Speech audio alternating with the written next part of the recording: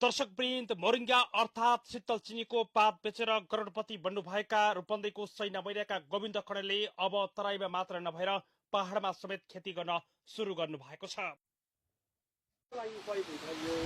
Main भनेको यसको sugar, pressure, gastric, thyroid, uric acid यसमा धेरै चाहिँ के अरे प्रयोग गइरहेको किनिसकेपछि त्यसलाई सबभन्दा पहिलो कुरो धोइन्छ। धोइसके पहाडतिर पनि खेती गरौँ भनेर म चाहिँ तराईमा त अब चलिरहेछ सर। अहिले पहाडतिर पनि गरौँ भनेर पहाडमा फालिएका जमिन प्रयोग गर्नको तराईमा भन्दा अझै पहाडको क्वालिटी राम्रो हुने हुँदा म चाहिँ बन्जर बन्दै गएको जमिनमा उहाँले शीतल चिनी लगाउन सुरु गर्नु भएको हो।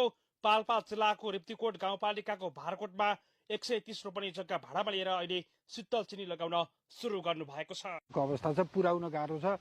तपाईको 1300 क्विन्टलले पुर्याउन सकिन अहिले भनेपछि अब तपाईको यसको मार्केट कस्तो छ भन्ने कुरो हजुरले नै अनुमान लगाउनु।